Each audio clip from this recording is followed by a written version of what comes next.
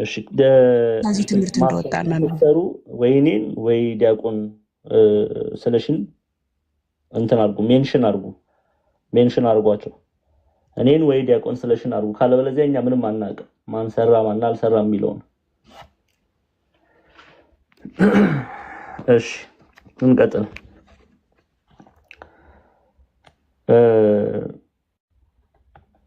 ሪኮርድ የምታደርጉ አቁሙ ከዚህ በኋላ ሪኮርድ የምታደርጉ አቁሙ አንድም ትምህርቱ ሲያልቅ ትምህርቱን ስንጨርስ ይለቀቃል ሰኒ ምትሰሚን ከሆነ ሌሎቻችሁ ሪኮርድ የምታደርጉ አቁሙ አንድም እያሰነፈ ያለ ሰውን እሱ ነው ነገ ከነገ ወዲያ መጥቼ እማራለሁ ይላል ሪኮርድ ይኖራል ይላል በዛው ሳይማር ይቀራል ስለዚህ ሪኮርድ የምታደርጉ አንድ ሰው ፖስት ቢያደርግ ትምህርቱ ሲያልቅ ፖስት ታደርጋላችሁ አንድ የሚያሰንፈው እሱ ነው ሰው መተው እንዳይማር የሚያደርገው እሱ ነው ነገ ከነገ ወዲያ እሰማለሁ በማለት ይሰንፋል ነገ ከነገ ወዲያ ሳይሰማ ይቀራል ስለዚህ ሪኮርድ የምታደርጉ አቁሙ ከዚህ በኋላ ግልጽ ነው አይሻልም ዲያቆን እንደዛ ነው ያ አንድ የሚያሰንፈው እሱ ነው ነገ አይሄዱም አያደምጡም ሪኮርዱንም አያደምጡም እንደኛ አስረን እናስተምራችሁ እንዴ ነው እጅና እግራችሁን አስረን እናስተምር እንዴ በግድ ስለዚህ አንድ ሰው ሪኮርድ እንዳያደርግ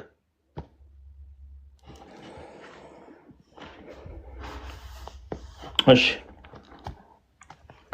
ምዕራፍ 5 ቁጥር 6 ላይ ነው ያቆምነው በውሃና በደም የመጣ ይህ ነው በውሃና በደም የመጣ ይህ ነው እርሱም ኢየሱስ ክርስቶስ በውሃና በደም በመንፈስም እንጂ በውሃ ብቻ አይደለም ይለናል ኦኬ ምን ይያለ ነው ቅዱስ ዮሐንስ ወልደ ዘብዴዎስ ምን ይያለን ነው በውሃና በደም የመጣ ይህ ነው እርሱም ኢየሱስ ክርስቶስ ነው በውሃና በደም በመንፈስም እንጂ በውሃ ብቻ አይደለም ይላል አሁን ይሄ የሚናገረው ጌታችን መድኃኒታችን ኢየሱስ ክርስቶስ የውሃ ጥምቀትን ብቻ እያጠመቀ አይደለም የመጣው ምንድነው ውሃው ቅዱስ ጥምቀት ይናገራል ይላሉ አባቶቻችን ውሃው ቅዱስ ጥምቀት ነው ባፕቲዝም ጥምቀት ከዛ በኋላ ደግሞ ምን አለ ደሙ ቅዱስ ቁርባን መንፈሱ ቅዱስ ሜሮን ብሎ ያስቀምጡታል ኢትዮጵያ ሊቃውንት ኢየሱስ ክርስቶስ በውሃው ሲያጥብ በደሙ ሲያነጻ በመንፈስ ቅዱስ ሲያከብር እንጂ በጥምቀት ብቻ አልመጣም ከዮሐንስ መጥምቁ ዮሐንስ ጥምቀት ሲለይ ነው ቅዱስ ዮሐንስ ወልደ ዘብዴዎስ ምን አለ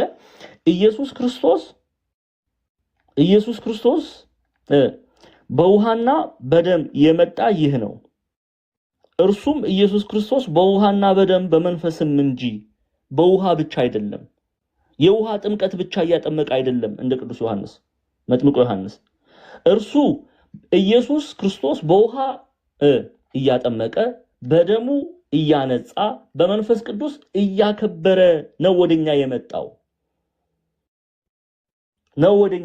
ኢትዮጵያ ሊቃውንት ውሃው የሚለው ጥምቀትን ነው ይላሉ ውሃው የተባለው ጥምቀት ነው ደሙ የተባለው ቅዱስ ቁርባን መንፈስ ቅዱስ ሜሮን ብሎም ይናገራሉ አንዱን ትርጓሜያችንን ስንመለከት ተመልከቱ ኢየሱስ ክርስቶስ በውሃ ሲያጥብ ጥምቀትን ነው የሚናገረው በደሙ ሲያነጻ በመንፈስ ቅዱስ ሲያከብር እንደመጣ የሚያምን ኦኬ ሲያከብር እንደመጣ የሚያምን ነው እንጂ ይላል በውሃ ብቻ አይደለም አንድም ከሚያምን ሰው በቀር በውሃ ብቻ አይደለም በውሃ ጥምቀት ብቻ አይደለም የመጣው ቅዱስ ዮሐንስ ወንጌል ምዕራፍ 1 ቁጥር 26ን እንይ አንዴ ከወንጌል ክፍል ዮሐንስ 1:26 የዮሐንስን ጥምቀት እንመልከት ራሱ ቅዱስ ዮሐንስ መጥምቁ ዮሐንስ የመሰከረውን ምስክርነት እናያለን ምዕራፍ 1 ቁጥር 26 ዮሐንስም መልሶ እኔ በውሃ አጠምቃለሁ ዳሩ ግን እናንተ የማታውቁት በመካከላችሁ ቆሟል። እኔ ጫማውን ጠፈር ልፈታ የማይገባኝ ባሪያው ልሆን የማይገባኝ ማለት ነው። ከእኔ በኋላ የሚመጣው ከእኔ ይልቅ የሚከብር ይህ ነው አላቸው። ይህ ነገር ዮሐንስ ያጠምቅበት በነበረው በዮርዳኖስ ማዶ በቢታንያ በቤተ ራባ ሆነ። በነገውም ዮሐንስ ኢየሱስ ወደ እርሱ ሲመጣ አይቶ እንዲህ አለ፣ እነሆ የዓለምን ኃጢአት የሚያስወግድ የእግዚአብሔር በግ። አንድ ሰው ከእኔ በኋላ ይመጣል፣ ከእኔም በፊት ነበርና ከእኔ ይልቅ የከበረ ሆኗል ብዬ ስለ እርሱ ያልኩት ይህ ነው። እኔም አላውቀውም ነበር፣ ዳሩ ግን ለእስራኤል ይገለጥ ዘንድ ስለዚህ በውሃ እያጠመቅኩ እኔ መጣሁ። ዮሐንስም እንዲህ ብሎ መሰከረ፣ መንፈስ ከሰማይ እንደ ርግብ ሆኖ ሲወርድ አየሁ፣ በእርሱም ላይ ኖረ። እኔም አላውቀውም ነበር፣ ዳሩ ግን በውሃ አጠምቅ ዘንድ የላከኝ እርሱ መንፈስ ሲወርድበትና ሲኖርበት የምታየው በመንፈስ ቅዱስ የሚያጠምቅ እርሱ ነው አለኝ። እኔም አይቻለሁ፣ እርሱም የእግዚአብሔር ልጅ እንደሆነ መስክሬአለሁ። ስለዚህ ኢየሱስ ክርስቶስ ቅዱስ ዮሐንስ ወልደ ዘብዴዎስ በኤፌሶን ለሚገኙ ክርስቲያኖች ምን እያላቸው ነው? ኢየሱስ ክርስቶስ በውሃ ሲያጠብ፣ በደሙ ሲያነጻ፣ በመንፈስ ቅዱስ ሲያከብር እንደመጣ የሚያምን እንጂ አንድም ከሚያምን ሰው በቀር በውሃ ብቻ አይደለም የመጣው። ኦኬ፣ በጥምቀት ደሙን በማፍሰስ በመንፈስ ቅዱስ በማክበር ወደኛ መጣ። ይሄ የሚናገረው ምንድነው ቢሉ ኢትዮጵያ ሊቃውንት የቤተክርስቲያን ሚስጥራትን መፈጸም አንድ ሰው በጥምቀት ወደ ቤተክርስቲያን መጨመር እንዳለበት፣ በጌታችን በመድኃኒታችን በኢየሱስ ክርስቶስ ስጋውና ደሙን መቀበል እንዳለበት፣ የቤተክርስቲያንን ለመዳን የቤተክርስቲያንን ሚስጥራት መፈጸም እንዳለበት የምንረዳበት ክፍል ነው። ኦኬ፣ ማመን ብቻ አይደለም መጠመቅ ይኖርበታል። አንድ ሰው መጠመቅ ብቻ ደግሞ አይደለም ስጋው ደሙን መቀበል ይኖርበታል አንድ ሰው። ስለዚህ በውሃ በደም የመጣ ይህ ነው፣ እርሱም ኢየሱስ ክርስቶስ በውሃ በደም በመንፈስ እንጂ በውሃ ብቻ የመጣ አይደለም ይለናል። እዚሁ ላይ መንፈስም እውነት ነውና የሚመሰክረውም መንፈስ ነው ይላል። መንፈስም እውነት ነውና የሚመሰክረው መንፈስ የተባለ መንፈስ ቅዱስ ነው። መንፈስ ቅዱስ እውነት ነው የሚመሰክረው ሲል ስለማን ነው የሚመሰክረው? ስለ ኢየሱስ ክርስቶስ የሚመሰክረው መንፈስ ቅዱስ እርሱ የእውነት መንፈስ ነው እያለን ነው ቅዱስ ዮሐንስ። ኦኬ፣ በእኛ ላይ አድሮ ስለ ኢየሱስ ክርስቶስ የሚመሰክረው መንፈስ ቅዱስ እርሱ እውነት ነው። መጽሐፍ ቅዱስ እስቲ እንመልከት። ትርጓሜያችንን ከማየታችን በፊት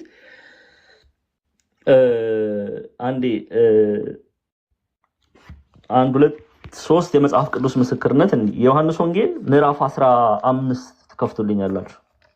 ዮሐንስ ወንጌል ምዕራፍ 15 ዮሐንስ 15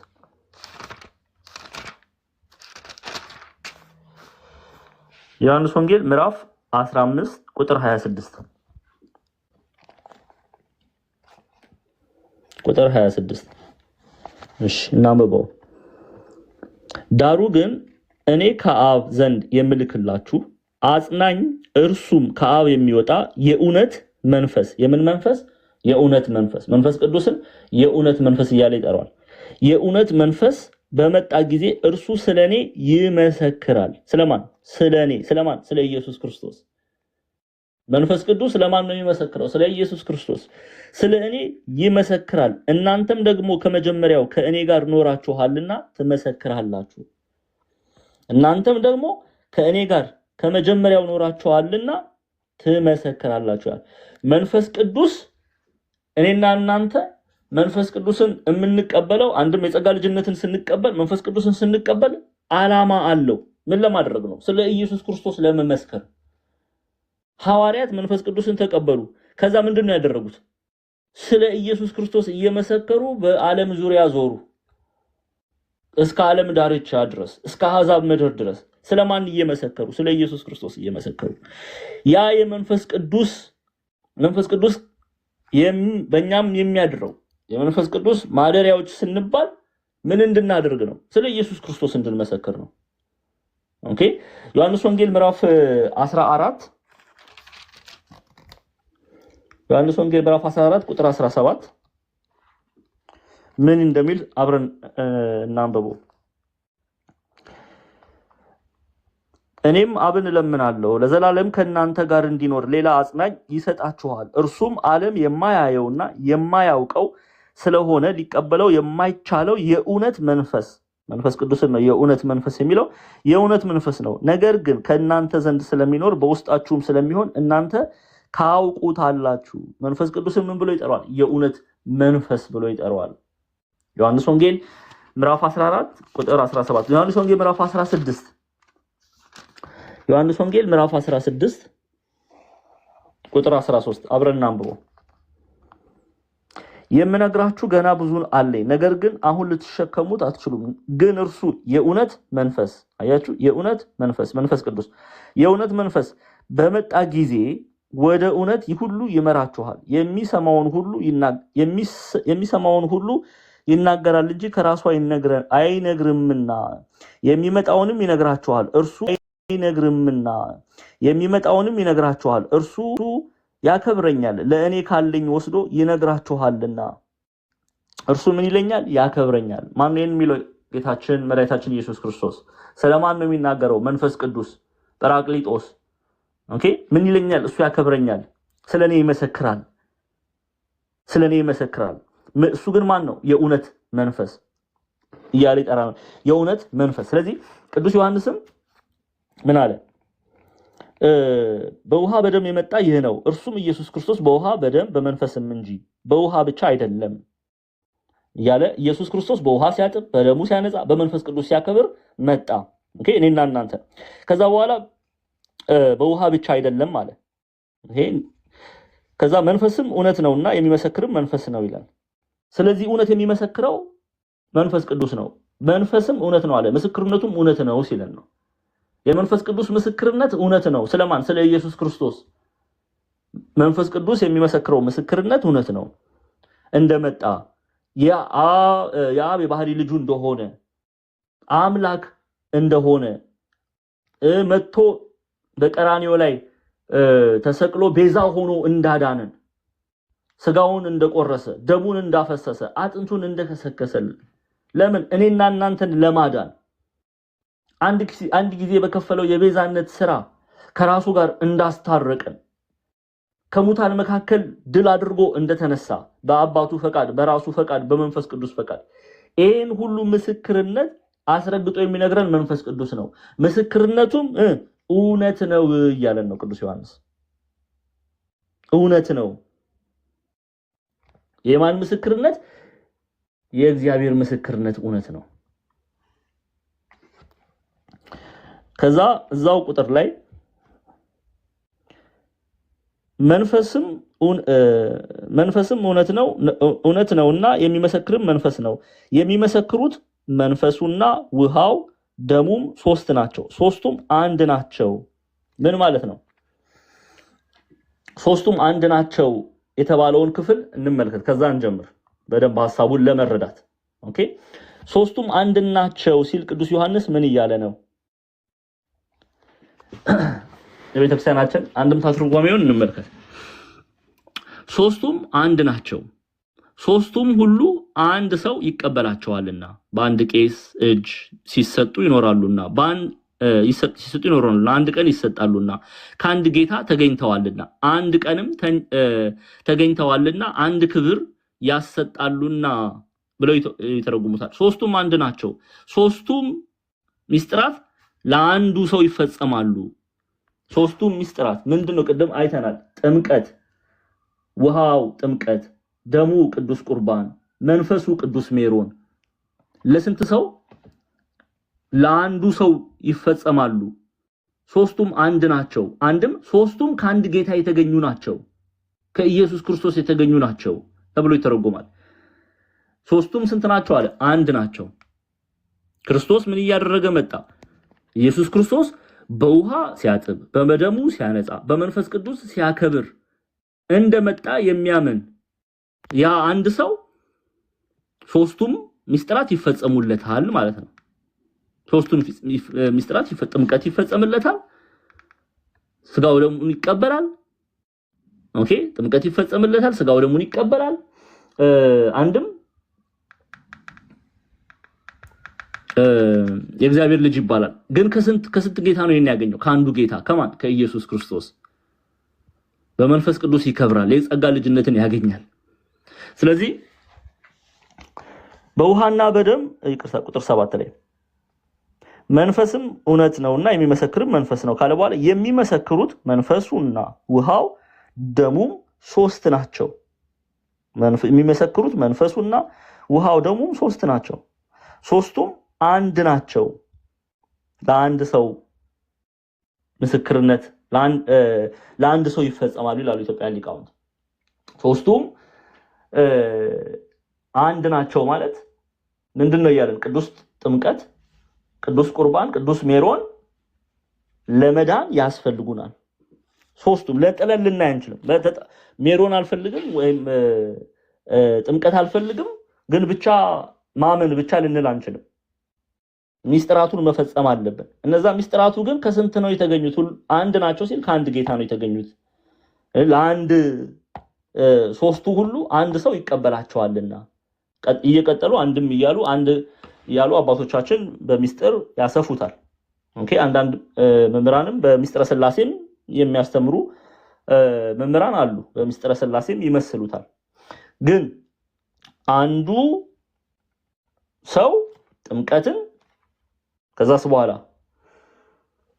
ቁርባንን ከዛስ በኋላ ሜሮንን ከአንዱ ጌታ ከአንዱ እግዚአብሔር ይቀበላል። ይሄ እግዚአብሔር አምላክ አንዱ ጌታ ምንጭ ነው ኢየሱስ ክርስቶስ ለነዚህ ለጥምቀት፣ ለሜሮን፣ ለቁርባን።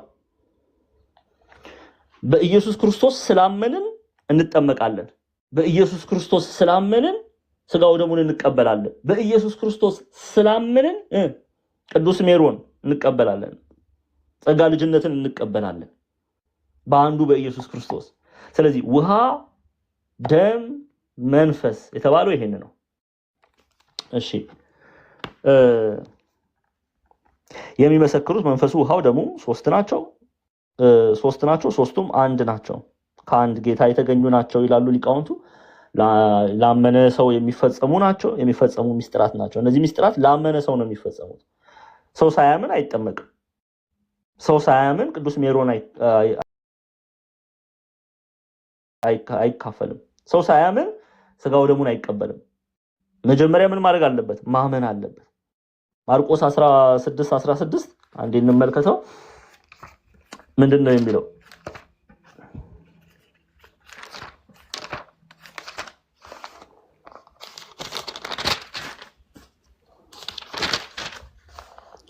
ማርቆስ 16:16 ላይ ምን ተብሎ ነው የተጻፈው?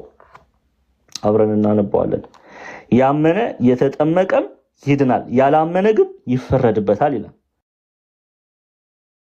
ስለዚህ ሰው አምኖ ተጠምቆ ጸጋ ልጅነትን ተቀብሎ ይድናል። ካላመነ ግን ሊጠመቅ የተገባው አይደለም። ስለዚህ ማርቆስ ሊጽፍልን አይገባም። ያላመነ ግን ይፈረድበታል። ዊ ኦልሬዲ ኖ ምን ሀፕን እንደሚያደርግ። ያላመነ ሰው ፍርድን ነው የሚጠብቀው። ስለዚህ ያላመነ ያልተጠመቀም ሊል አያስፈልገውም። ያመነ ነው የሚጠመቀው። ኦኬ፣ ያመነ ነው የሚጠመቀው። ያላመነ አይጠመቅም ሲጀምር። ስለዚህ ሊያስገባው አይገባም። ያመነ ግን ምን ማድረግ አለበት? ሚስጥራት መፈጸም አለበት፣ መጠመቅ አለበት። ያመነ የተጠመቀም ይድናል፣ ያላመነ ግን ይፈረድበታል። ስለዚህ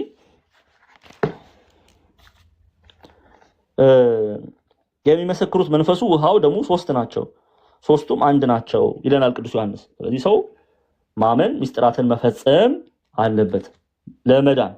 እነዚህ ግን ሶስት ናቸው ከአንድ ጌታ። ሶስቱ ቢሆኑም አንድ ናቸው አለ። አንድነታቸውን ይናገራል። ምንድነው አንድነታቸው? ከአንድ ጌታ ነው የተገኙት። ምንጫቸው ከአንድ ከኢየሱስ ክርስቶስ ነው የተገኙት። ዓላማው አንድ ነው። መዳንን እንድንላበስ ነው የሶስቱም ዓላማ። ኦኬ፣ ሶስት ቢሆኑም አንድነታቸውን ይናገራል። አንድ ሰው ሶስቱን ሁሉ አንድ ሰው ይቀበላቸዋል ይላሉ አባቶቻችን። እያሰፉት በአንድ ቄስ እጅ ሲሰጡ ይኖራሉ። አንድ ቀን ይሰጣሉ። ከአንድ ጌታ ተገኝተዋልና አንድ ቀን ተገኝተዋልና አንድ ክብር ያሰጣሉና ደግሞ ይላሉ። የሚያሰጡት አንድ ክብር ነው። ያ ክብር ምንድነው? መንግስተ ሰማያትን እንድንወርስ ይራዱናል። የጸጋ ልጅነትን ያሰጡናል ማለት ነው። አንድ ክብር ያሰጣሉ። በሚስጥረ ሥላሴም የሚገልጹ የሚያስረዱ አባቶች አሉ። ይሄንን እንድናቅ ነው። እንቀጥላለን። ቁጥር 8 ላይ የሰውን ምስክር ብንቀበል የእግዚአብሔር ምስክር ከእርሱ ይልቅ ይበልጣል። የሰውን ምስክር ብንቀበል የእግዚአብሔር ምስክር ከእርሱ ይልቅ ይበልጣል ይለናል ቅዱስ ዮሐንስ። ምን እያለ ነው? የሰውን ምስክር እንቀበላለን። ሰዎች የሚናገሩትን ነገር እናደምጣለን። አሁን እግዚአብሔርስ ስለሱ የተናገረው ስለማን? አሁን እየተናገረ ያለው ቅዱስ ዮሐንስ ወልደ ዘብዴዎስ ስለ ኢየሱስ ክርስቶስ ነው። የሰውንስ ምስክር የምንቀበል ከሆነ የእግዚአብሔር ምስክር እንደምን ይበልጣል? ስለ ኢየሱስ ክርስቶስ አልመሰከረም ወይ? ልጁ እንደሆነ የባህሪ ልጁ እንደሆነ አልመሰከረም ወይ? መስክሯል በመጽሐፍ ቅዱስ። ስለዚህ የእግዚአብሔርን ምስክር ልንቀበል ይገባናል። የሰውን ምስክር ከተቀበልን ሰዎች የሚናገሩትን ነገር ብንቀበል እግዚአብሔር ደግሞ ስለ ልጁ ስለ ኢየሱስ ክርስቶስ የተናገረውን ነገር ልንቀበል ይገባል። ያ ምንድነው? የባህሪ ልጁ እንደሆነ መስክሯልና። የእግዚአብሔር ምስክርነት ይላሉ አባቶቻችን። የሰውንስ ምስክርነት የምንቀበል ከሆነ የእግዚአብሔር ምስክርነት እንደምን አይበልጥም? የእግዚአብሔር ምስክርነት ይህች ናት፣ ዝንቱ ውእቱ ወልድየ ብሎ ለልጁ የመሰከራት ምስክርነት ናት። ኦኬ፣ የምወደው ልጄ ይህ ነው ብሎ መስክሯል። እስቲ እንመልከት። ማቴዎስ ወንጌል ምዕራፍ 3 የማቴዎስ ወንጌል ምዕራፍ 3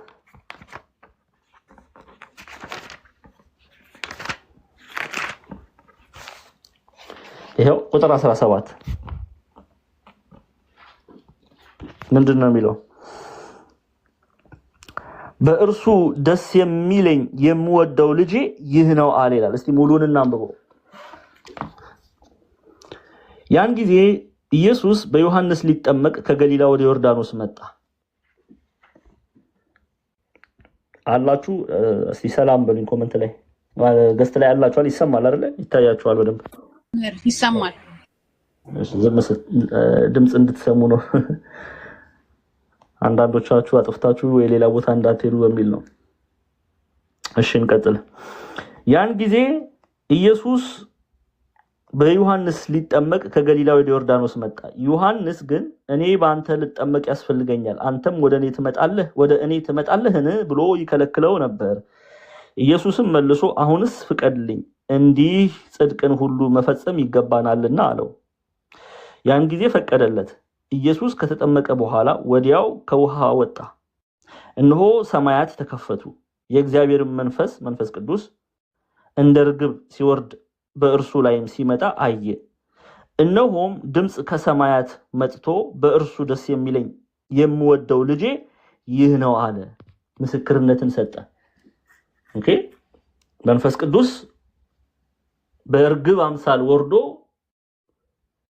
እግዚአብሔር አብ ከሰማያት ሆኖ የምወደው ልጄ ይህ ነው ብሎ ስለማን መሰከረ?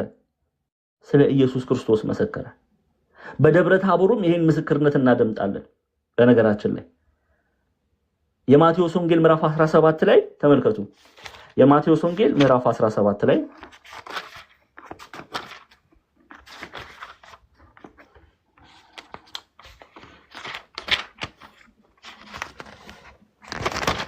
የማቴዎስ ወንጌል ምዕራፍ 17 ከቁጥር 5 እሺ።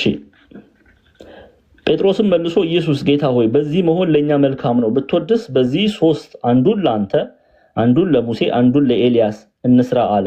እርሱም ገና ሲናገር እነሆ ብሩህ ደመና ጋረዳቸው። እነሆም ከደመና በእርሱ ደስ የሚለኝ የምወደው ልጄ ይህ ነው እርሱን ስሙት የሚል ድምጽ መጣ ይላል። አያችሁ፣ ደገመው ምስክርነቱን እግዚአብሔር አምላክ። ስለማን ነው የተናገረው? ስለማን ነው የሚናገረው? ስለ ኢየሱስ ክርስቶስ። ስለዚህ ቅዱስ ዮሐንስ ምን እያለ ነው?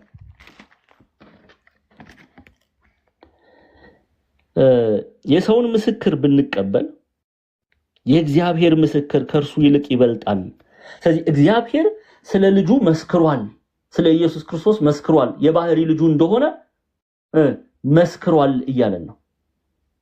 እዛ ነው የሰውንስ ምስክርነት የምንቀበል ከሆነ የእግዚአብሔርማ ምስክርነት እንደምን አይበልጥም?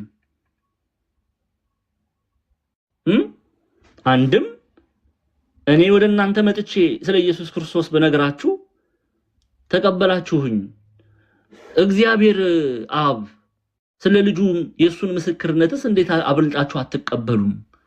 የሚበልጠው እሱ ነው፣ የእግዚአብሔር ምስክርነት ነው እያለ እየነገራቸው ነው።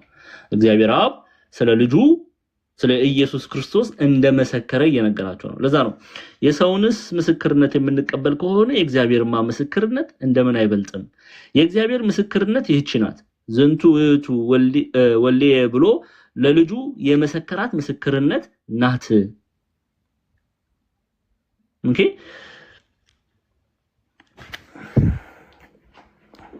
እሺ እንቀጥል።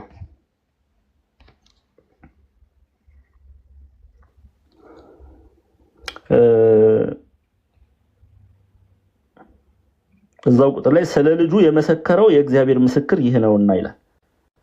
ስለ ልጁ የመሰከረው የእግዚአብሔር ምስክር ይህ ነውና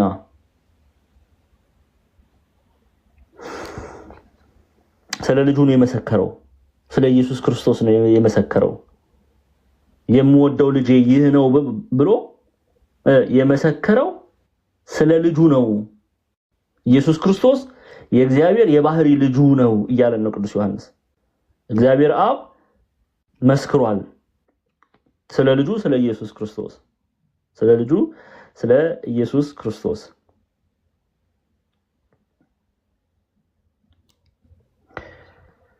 የሰውን ምስክር ብንቀበል የእግዚአብሔር ምስክር ከእርሱ ይልቅ ይበልጣል። ስለ ልጁ የመሰከረው የእግዚአብሔር ምስክር ይህ ነውና። ማቴዎስን አይተናል።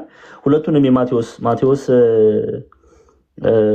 3:17 ላይ ለምትጽፉ ሰዎች የማቴዎስ ወንጌል 3:17 የማቴዎስ ወንጌል 17 ምዕራፍ 17 ማለት ነው ቁጥር 5 ላይ ምስክርነቱን እናያለን። እሺ እንቀጥል። ቁጥር 10 ላይ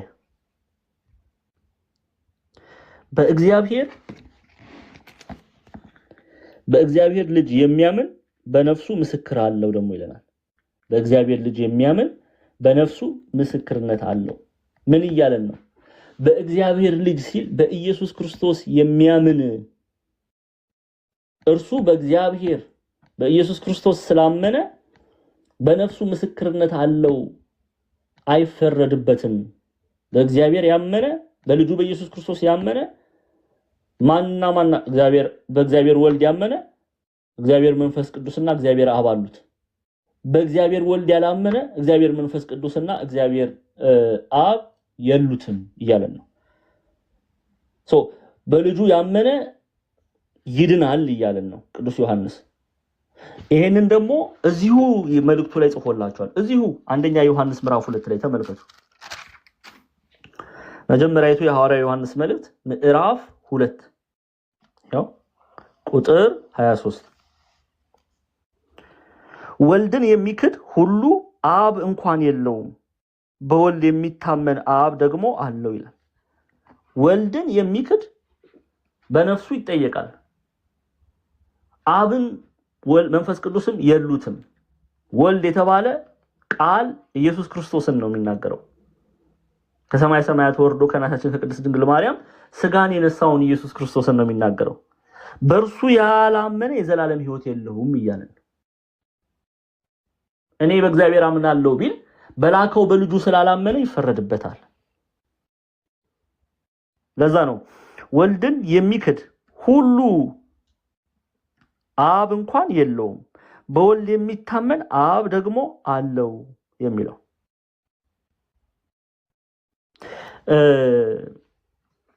ማቴዎስ ወንጌል ምዕራፍ 3ን ትከፍቱልኛላችሁ ቁጥር 17። ማቴዎስ ወንጌል ምዕራፍ 3 ቁጥር 17 ይሄው ምዕራፍ 3 የማቴዎስ ወንጌል ምዕራፍ 3 ቁጥር 17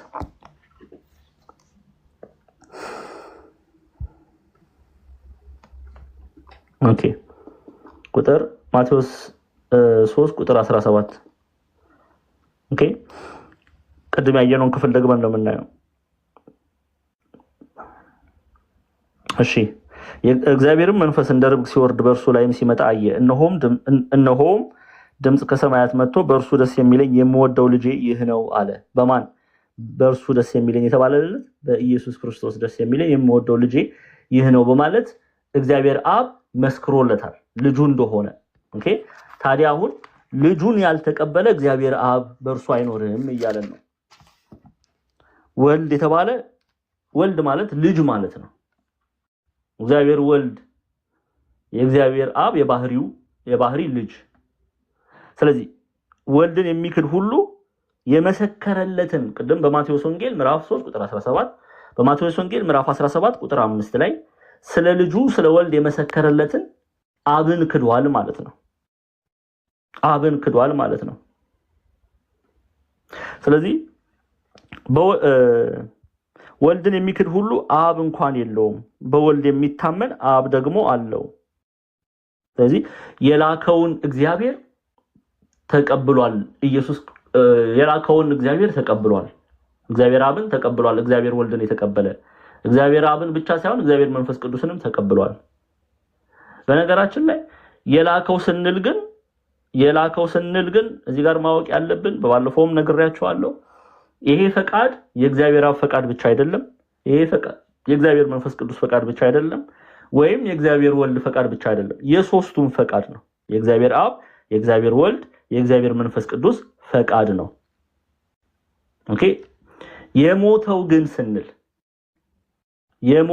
ስንል ማለትም በቀራንዮ ላይ የተሰቀለው ኢየሱስ ክርስቶስ ነው። ኢየሱስ ክርስቶስ ይሄን መለየት አለብን።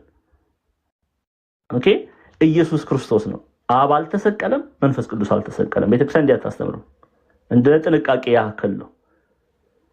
የተሰቀለው ማን ነው ካልን ከእናታችን ከቅድስት ድንግል ማርያም ስጋን የነሳው ኢየሱስ ክርስቶስ ነው።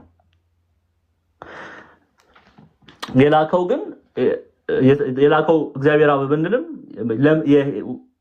ከሰማያት ወርዶ የእናታችን ቅድስት ድንግል ማርያምን ስጋ ነስቶ ዓለምን የማዳን ፈቃድ የአብም የወልድም የመንፈስ ቅዱስም ፈቃድ ነው። ይሄን እንድናቅ ግድ ያስፈልጋል። እሺ ስለዚህ ወልድን የሚክድ ሁሉ አብ እንኳን የለውም፣ በወልድ የሚታመን አብ ደግሞ አለው ይለናል። እንመለስ።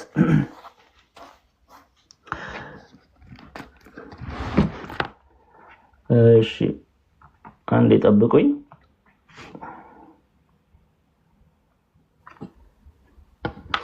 ያው ግብፃውያን መተርጉማ so often we accept the witness of men ወንዶች የሰውን ምስክርነት እንቀበላለን። often we accept the witness of men, so how about the witness of the father የሚሉት እግዚአብሔር አብን ነው። how about the witness of the father to his son ወልድ ኢየሱስ ክርስቶስ? the father testified of his son in his baptism አይተናል ማቴዎስ 3:17 in his transfiguration አይተናል ማቴዎስ 17:5 ላይ በደብረ ታቦር ክብሩን ሲገልጥ ማለት ነው።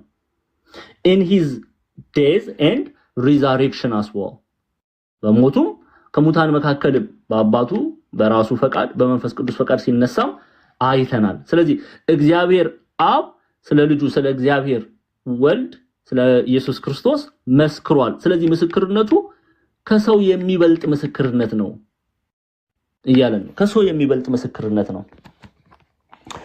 እሺ ቁጥር 10 ላይ እንሂድ። 11 ማለት ነው።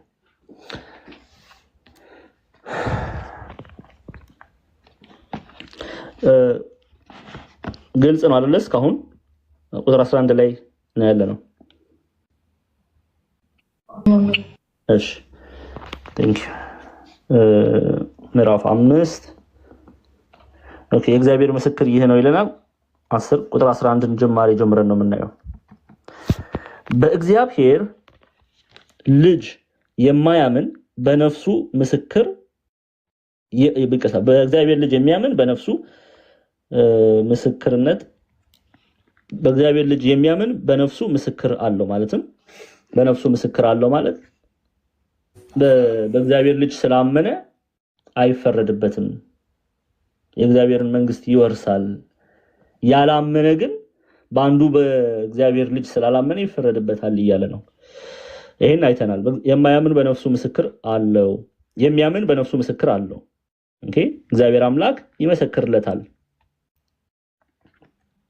ራሱ አምኖ ስለስሙ መስክሯልና በእግዚአብሔር ዘንድ ምስክርነት አለው ማለት የእግዚአብሔርን መንግስት ይወርሳል ማለት ነው በእግዚአብሔር የማያምን አሁን በእግዚአብሔር የማያምን እግዚአብሔር ስለ ልጁ የመሰከረውን ምስክር ስላላመነ ሐሰተኛ አድርጎታል ይላል በእግዚአብሔር የማያምን በእግዚአብሔር በልጁ በኢየሱስ ክርስቶስ የማያምን እግዚአብሔር አብ ስለሱ የመሰከረውን ምስክርነት ሐሰተኛ አድርጓል እግዚአብሔር እንደውም እግዚአብሔርን ተሳደበ ይሄ ሰው ለዚህ ነው መንፈስ ቅዱስን የተሳደበ ስርየት የለውም ስንል መንፈስ ቅዱስን የተሳደበ ሰው ኦፍ ኮርስ መንፈስ ቅዱስን አልቀበልም የሚል ሰው እንዴት ስርየት ሊያገኝ ይችላል እንዴት ሊጠመቅ ኃጢያቱ ሊሰረይለት ይችላል ይሄ ሚስጥር እኮ የሚፈጸመው ላመነ ሰው ነው አይደል እንዴ ላመነ ሰው ነው ይሄ ሚስጥር የሚፈጸመው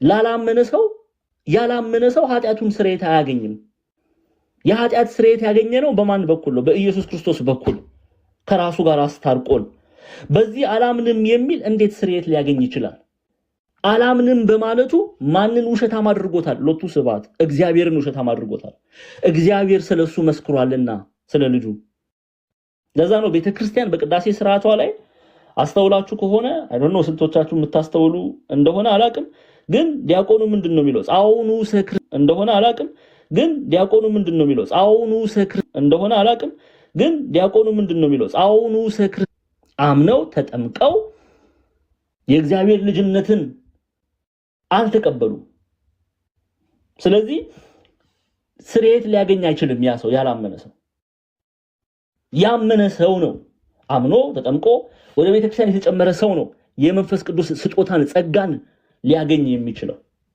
ስለዚህ እግዚአብሔርም የዘላለም ሕይወት እንደሰጠ ይቅርታ እዛ ቁጥር ላይ ነው በእግዚአብሔር ልጅ የማያምን በነፍሱ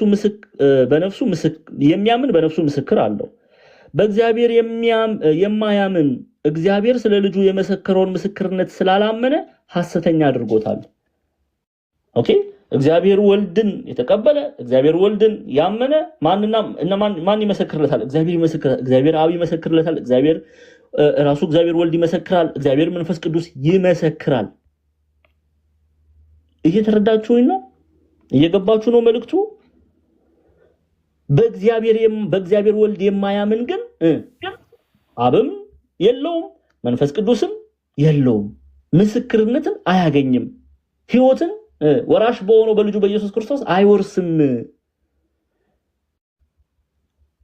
እያለን ነው ቅዱስ ዮሐንስ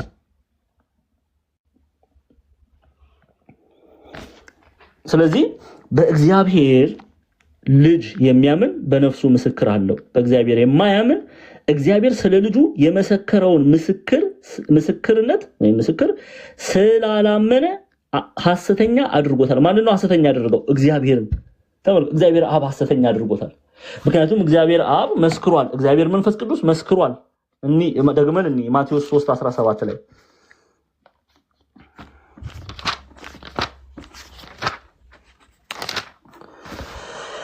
ማቴዎስ ወንጌል ምዕራፍ 3 ቁጥር 17 ላይ ተመልከቱ ሰማያት ተከፈቱ የእግዚአብሔር መንፈስ እንደ ርግብ ሲወርድ በእርሱ ላይ ሲመጣ አየ እነሆም ድምጽ ከሰማይ መጥቶ ምን አለ በእርሱ ደስ የሚለኝ የምወደው ልጄ ይህ ነው አለ መንፈስ ቅዱስ በርግብ አምሳል ይሄው መንፈስም እንደ ርግብ ሲወርድ በእርሱ ላይም ሲመጣ አየ ስለዚህ እግዚአብሔር መንፈስ ቅዱስም ስለ እግዚአብሔር ወልድ መስክረዋል ስለ ኢየሱስ ክርስቶስ መስክረዋል የመሰከሩት ምንድነው ይላሉ ሊቃውንቱ የእግዚአብሔር ልጅ እንደሆነ እርሱ መሲህ ክርስቶስ እንደሆነ እርሱ የተመረጠ የተቀባ እንደሆነ ምን ለማድረግ በቀራንዮ ላይ ቤዛ በመሆን የሰውን ልጅ ኃጢያት ለመደምሰስ ስሬት እንድንላበስ የተመረጠ የተቀባ መሲህ እርሱ እንደሆነ እርሱ ደግሞ የእግዚአብሔር የባህሪ ልጅ እንደሆነ መስክሯል። እግዚአብሔር አምላክ የማንንም ምስክርነት ሊሻ አይፈልግም፣ አያስፈልግም። እኛ ብንመሰክርለት መልካም ነው፣ እግዚአብሔር የተመሰገነ ይሁን። እግዚአብሔር ግን ራሱ መስክሮለታል። እኛ አንመሰክርም ብንል እግዚአብሔር የባህሪ ልጁ እንደሆነ መስክሯል። እኔና እናንተ አንመሰክርም ብንል ድንጋይ አፍ አውጥቶ ዛፎች ይናገራሉ ስለ እግዚአብሔር ልጅ ስለ ኢየሱስ ክርስቶስ። የመሰከረ ምስክርነትን ያገኛል ይከብራል እንጂ። እኛ ግን እንቢ ብንል አልመሰክርም ብንል ምን ጨምርለት ምን ቀንስለት ምንም ነገር የለም። እኛ ስለመሰከርንለት እሱ ለኔና ለናንተ የከፈለው የቤዛነት ስራ አይቀንስም። እኛ ስላልመሰከርንለት አይቀንስም። እኛ ስለመሰከርንለት የሚጨምር ምንም ነገር የለም። የምንከብረው እኛ ነን። ስለዚህ ራሱ እግዚአብሔር አብ እግዚአብሔር መንፈስ ቅዱስ ስለ ልጁ ስለ ኢየሱስ ክርስቶስ መስክሯል። ለዛ ነው በእግዚአብሔር ልጅ የሚያምን በነፍሱ ምስክር አለው። በእግዚአብሔር የማያምን እግዚአብሔር ስለ ልጁ የመሰከረውን ምስክር ስላላመነ ሐሰተኛ አድርጎታል። ማንን ነው ሐሰተኛ ያደረገው? እግዚአብሔርን። ስለዚህ ምን ይቀበላል? ፍርድ። ከእግዚአብሔር ዘንድ ፍርድ ይቀበላል ከእግዚአብሔር ዘንድ ዘላለማዊ ሞትን ይቀበላል። አሁን እዚህ ጋር ፓትሪስቲክ ኮሜንታሪ እናድርገውና ሐሳቡ ከገባችሁ ትምህርቱ ከተረዳችሁ እኔና እናንተ መስክረናል ወይ ነው አሁን ጥያቄ። ኢየሱስ ክርስቶስ የእግዚአብሔር ልጅ እንደሆነ መስክረናል ወይ? በእግዚአብሔር ልጅ የሚያምን ሲል ማመን ማለት በእውነት ያለ እምነት ከእርሱ ጋር እኛ በእርሱ እርሱ በእኛ የሚኖረው እምነት ስለርሱ እየመሰከርን የምንመላለሰው በህይወትም በቃልም በህይወትም የምንመሰክረውን እምነት ነው የሚናገረው። መስክረናል ወይ እኔና እናንተ ስለ ኢየሱስ ክርስቶስ? ዘመናችን ሙሉ አንዳንዶቻችን ተው እድሜ አላነሳም፣ ግን ምሳሌ ነው ስም አላነሳም። በምሳሌ 20 30 40 50 100 ያለ አይመስለኝም።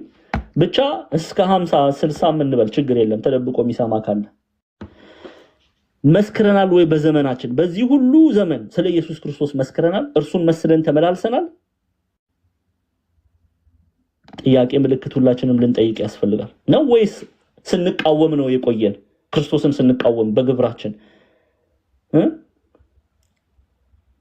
ያንን ለኔና ለናንተ ለህሊናችን አስቀምጠን እንለፍ።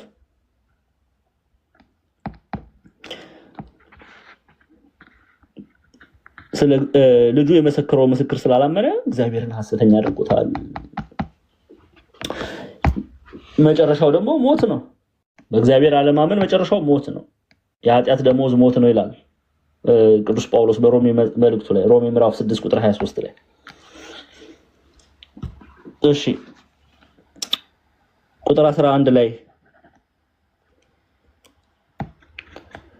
እግዚአብሔርም የዘላለም ሕይወት እንደሰጠን እግዚአብሔርም የዘላለም ሕይወት እንደሰጠን ይህም ሕይወት በልጁ እንዳለ ምስክሩ ይህ ነው። ተመልከቱ። እግዚአብሔርም የዘላለም ሕይወት እንደሰጠን ይህም ሕይወት በልጁ እንዳለ ምስክር ይህ ነው። ምንድነው እያለን ያለው? ይሄን ሐሳብ ለመረዳት ዮሐንስ 3:16ን ማንበብ ይጠበቅብናል። ኢየሱስ ክርስቶስ ለምንድነው ወደዚህ ምድር የመጣው ሚለውን እንዲህ አንዴ ከዛ በፊት ቅድም ያሳዩትን ከፍ ብለን ቁጥር 11ን ትርጓሜው ላይ ወደ 12 10ን 11 ከመጀመራችን በፊት አንድምታው ላይ በወልድ እግዚአብሔር ያመነ የእግዚአብሔር ምስክርነቱ በሱ ጸንቶ ይኖራል። በማን ያመነ? በወልድ እግዚአብሔር ያመነ፣ በኢየሱስ ክርስቶስ ያመነ። በኢየሱስ ክርስቶስ ያመነ እግዚአብሔር አብም እግዚአብሔር መንፈስ ቅዱስም ይመሰክሩለታል። እርሱ በእግዚአብሔር እግዚአብሔር በእርሱ ይኖራል። ማን? ኢየሱስ ክርስቶስን በኢየሱስ ክርስቶስ ያመነ፣ በወልድ እግዚአብሔር ያመነ የእግዚአብሔር ምስክርነቱ በሱ ጸንቶ ይኖራል። በባህሪ ልጁ የማያምን ግን አብን ሐሰተኛ አደረገው። ለምን? አብ መስክሯልና እርሱ የምወደው ልጄ ነው ብሎ መስክሯልና። እግዚአብሔር አብ እግዚአብሔር ለልጁ በመሰከረው ምስክርነት አላመነምና ስለዚህ ይፈረድበታል ማለት ነው። እግዚአብሔር አምላክ የሌለው ይቅርታ፣ በደንብ ስሙኝ። እግዚአብሔር ወልድ የሌለው እግዚአብሔር አምላክ፣ እግዚአብሔር አብ፣ እግዚአብሔር መንፈስ ቅዱስ የለው አምላክ የለውም። ሲጀምር ይሄን ልናቅ ያስፈልጋል። አንዳንድ ሰዎች አላችሁ የምታጉረመርሙ እንዴ እና ዲያቆን ዛማኑኤል እንደው እነ ማህተመ ጋንዲ አይድኑም ማለት ነው ምራ እኔ ይድናሉ አይድኑም እኔ ሳልሆን ራሱ ቅዱስ ዮሐንስ እግዚአብሔር ወልድ የሌለው የዘላለም ሕይወት የለውም ስላለ የለውም መጽሐፍ እንዲል የፈለገ ለምን መልካም ሰው አይሆንም? መልካም ነገር ሲያደርግ ዘመኑን ሙሉ ለምን አይጨርስም? በኢየሱስ ክርስቶስ የማያምን እግዚአብሔር አብ፣ እግዚአብሔር ወልድ፣ እግዚአብሔር መንፈስ ቅዱስ የለውም። ዘላለማዊ ሕይወት የለውም። ሕይወት የለውም። ምንም የምትወዱት ሰው ቢሆን ማለት ነው። ምንም የምንደራደርበት ጉዳይ አይደለም። የዘላለም ሕይወትን የሚፈልግ ሰው በማን ማመን አለበት? በኢየሱስ ክርስቶስ ማመን አለበት። በእርሱ ነው ያለው የዘላለም ሕይወት። በእርሱ በማመን ነው የሚገኘው። በሌላ በምንም አይገኝም። በምንም አይገኝም። በምንም በኢየሱስ ክርስቶስ ከማመን ውጪ በዙስ በማመን በጁፒተር በማመን በተለያዩ ጣዖታት በማመን አይገኝም። የዘላለም ሕይወት የሚገኘው በኢየሱስ ክርስቶስ ብቻና ብቻ ነው። እግዚአብሔር አምላክ እግዚአብሔር አብ ስለ እግዚአብሔር ወልድ ስለ ልጁ ይሄንን እውነት ነው የመሰከረው።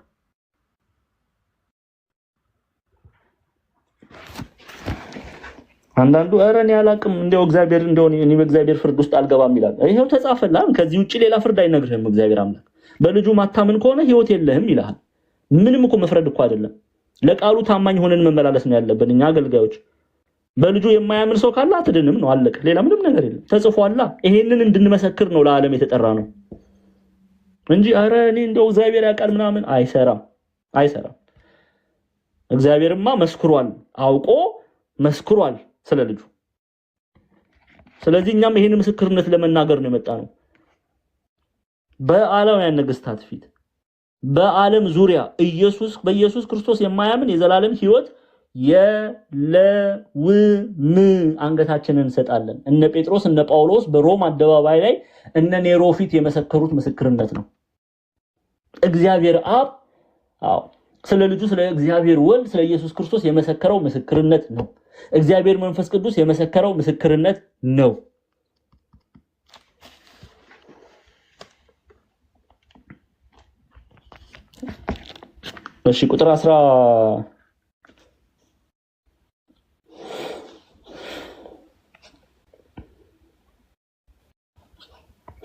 እሺ ቁጥር 11 እግዚአብሔር የዘላለም ሕይወት እንደሰጠን ይህም ሕይወት በልጁ እንዳለ ምስክሩ ይህ ነው። እግዚአብሔር የሰጠን ዘላለማዊ ሕይወት በልጁ በኢየሱስ ክርስቶስ በኩል ነው የሚገኘው እያለን ነው። አለቀ። ወልደ ዘብዴዎስ ቅዱስ ዮሐንስ ተናገረው፣ እግዚአብሔር አብ መሰከረ። ዮሐንስ ወንጌል ምዕራፍ 3 ቁጥር 16ን እንመልከት።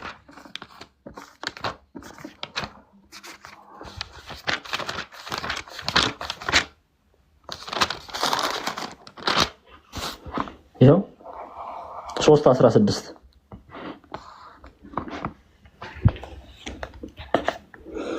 አስረጅ እያሳየን ነው። ይሄው በእርሱ የሚያምን ሁሉ የዘላለም ሕይወት እንዲኖረው እንጂ በማን? በኢየሱስ ክርስቶስ።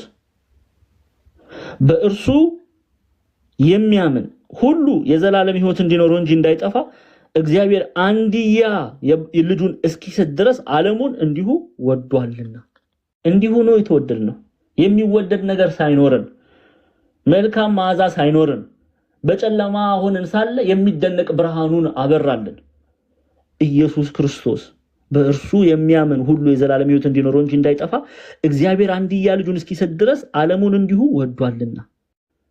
ዘላለም ሕይወትን የምናገኘው በልጁ በኢየሱስ ክርስቶስ በማመን ብቻና ብቻ ነው። ሌላ ምንም ምንለውጠው ምንቀባው ምንጽፈው ምናሰምረው ምንም ነገር የለም። ግልጽ ነው።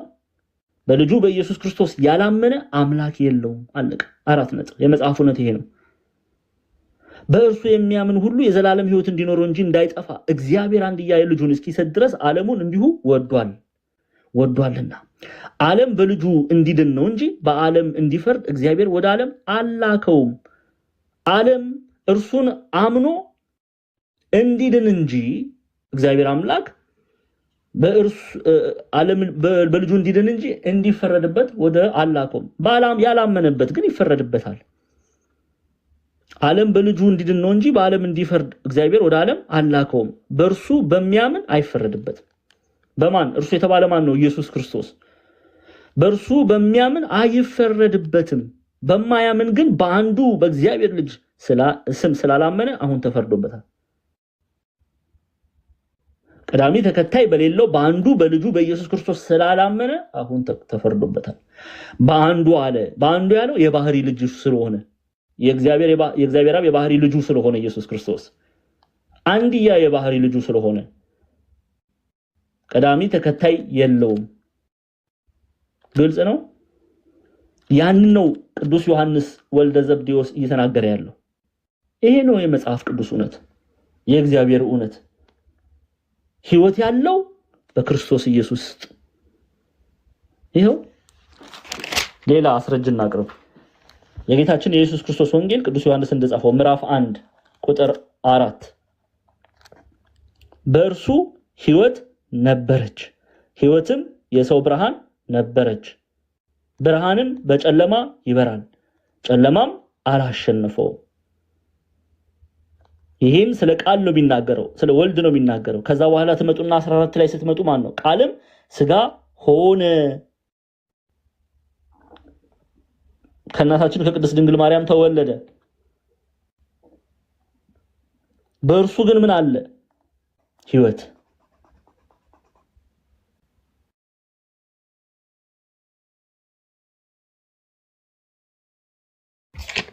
ዮሐንስ ወንጌል ምዕራፍ 3 ቁጥር 36 እንመልከት።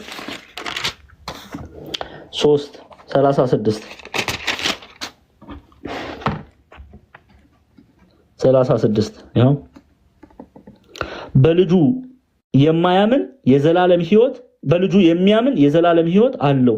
በልጁ የማያምን ግን የእግዚአብሔር ቁጣ በእርሱ ላይ ይኖራል እንጂ ሕይወት አያይም። አለቀ። ምንም ልናደርገው አሁን ይሄን ጥቅስ ልንሸፍነው አንችልም። ምንም ልናደርግ አንችልም። የምትወዷቸው ሰዎች ካሉ በልጁ በኢየሱስ ክርስቶስ የማያምኑ ከሆነ አለቀ። ምንም ሕይወት የላቸውም። አስረግጠን ነው እንደዚህ የምንናገረው። ሕይወት የላቸውም። ሕይወት ያለው በልጁ በኢየሱስ ክርስቶስ ነው። በእርሱ ያመነ የዘላለም ሕይወት አለው። በእርሱ ያላመነ የዘላለም ሕይወት የለውም። ይፈረድበታል፣ ይሞታል። እሺ፣ ያንን ነው ቅዱስ ዮሐንስ እየተናገረ ያለው ቁጥር 11 ላይ። እሺ፣ እግዚአብሔርም የዘላለም ሕይወት እንደሰጠን ይህም ሕይወት በልጁ እንዳለ ምስክሩ ይህ ነው።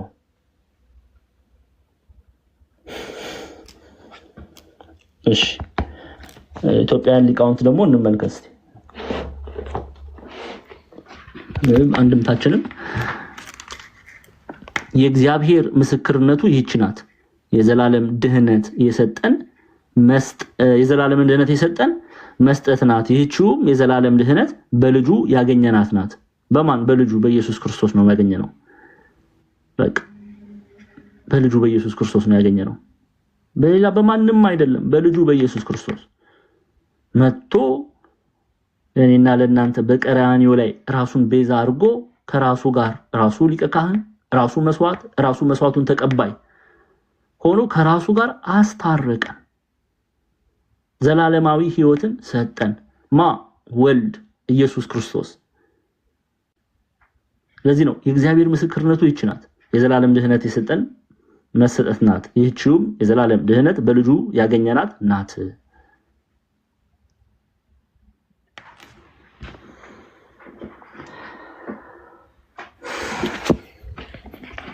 እሺ እንቀጥል። ቁጥር 12 ላይ ያለው እግዚአብሔርም የዘላለም ሕይወት እንደሰጠን ይህም ሕይወት በልጁ እንዳለ ምስክሩ ይህ ነው ካለ በኋላ ቅዱስ ዮሐንስ ወልደ ዘብዴዎስ ምናል ልጁ ያለው ሕይወት አለው፣ የእግዚአብሔር ልጅ የሌለው ሕይወት የለውም። በቃ ነው ዘጋው። ልጁ ያለው ሕይወት አለው፣ ልጁ የሌለው ግን ሕይወት የለውም። ኢየሱስ ክርስቶስ ያለው በእርሱ ያመነ ማለት ነው የዘላለም ሕይወት የእግዚአብሔር ልጁ ያለው ማለትም በእግዚአብሔር ልጅ በኢየሱስ ክርስቶስ ያመነ ሕይወት አለው እያለ ነው። ልጁ ያለው ሕይወት አለው፣ የእግዚአብሔር ልጅ የሌለው ሕይወት የለውም። በትምህርቱ ያላመነ የእርሱ ደቀ መዝሙር ያልሆነ ሕይወት የለውም። ሕይወትን ለማግኘት በማን ማመን ያስፈልጋል? በልጁ በኢየሱስ ክርስቶስ ማመን ያስፈልጋል። ሌላ ምንም የምናደርገው ነገር የለም። በጣዖት ማምለክ ሆነ እና አርጤምስን አቆሞ መስገድ፣ የተለያዩ ጣዖታትን ማምለክ ሕይወትን አይሰጠንም። ሕይወትን የሚሰጠን በልጁ በኢየሱስ ክርስቶስ ማመን ነው። ይሄ ግልጽ አድርጎ ቅዱስ ዮሐንስ ይዘጋዋል ማለት ነው ቁጥር 12 ላይ። ስለዚህ እግዚአብሔር አምላክ፣ እግዚአብሔር ወልድ፣ እግዚአብሔር መንፈስ ቅዱስ፣ እግዚአብሔር ወልድ፣ እግዚአብሔር መንፈስ ቅዱስ፣ እግዚአብሔር አብ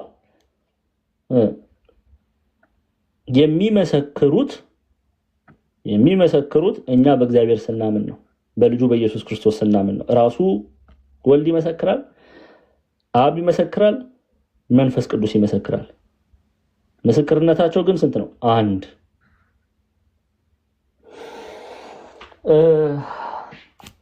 ሁለት እችን የመጨረሻውን ቁጥር 12 ላይ ነው ዛሬ የምናቆመው።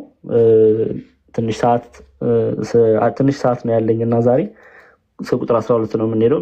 የመጨረሻውን ክፍል ይሄንን የሚቀጥለው ሳምንት ሰኞ፣ ዛሬ አርብ ነው፣ ሰኞ እንጨርሳለን ማለት ነው። ሰኞ እንጨርሳለን። ምዕራፍ ቁጥር 12ን ሁለት የመጽሐፍ ቅዱስ ጥቅስ ልስጣችሁና እንጨርሳለን። ዮሐንስ ወንጌል ምዕራፍ 3 ቁጥር 16ን ያዙት። ብዙ ጊዜ ደጋግመን አይተነዋል።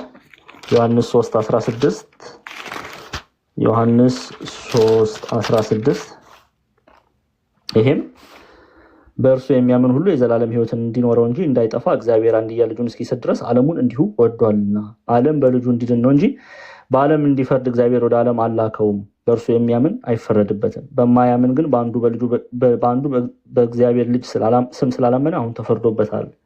ዮሐንስ 3:36 ላይ ደግሞ ይኸው እዛው አንዱ ምዕራፍ ላይ በልጁ የሚያምን ግን የእግዚአብሔር ቁጣ በእርሱ ላይ ይኖራል እንጂ ሕይወትን አያይም ብሎ ቅዱስ ዮሐንስ በአንደኛ ዮሐንስ መልእክት ምዕራፍ 5 ቁጥር 12 ላይ ደግሞ ልጁ ያለው ሕይወት አለው፣ የእግዚአብሔር ልጅ የሌለው ሕይወት የለውም። ምን እያለን ነው? አንደኛ ዮሐንስ ምዕራፍ 2 ላይ ያስቀምጥልናል። ራሱ እዚሁ ቅዱስ ዮሐንስ 2:23 ላይ ተመልከቱ። ወልድን የሚክድ ሁሉ አብ እንኳን የለውም፣ በወልድ የሚታመን አብ አለው። ስለዚህ ሕይወት እንዲኖረን ምንፈልግ ከሆነ ከእግዚአብሔር ጋር ለዘላለም መኖር ምንፈልግ ከሆነ አብ መንፈስ ቅዱስ ወልድ ራሱ እግዚአብሔር ኢየሱስ ክርስቶስ እንዲመሰክርልን ምንፈልግ ከሆነ በልጁ በኢየሱስ ክርስቶስ ትምህርት እንመላለስ።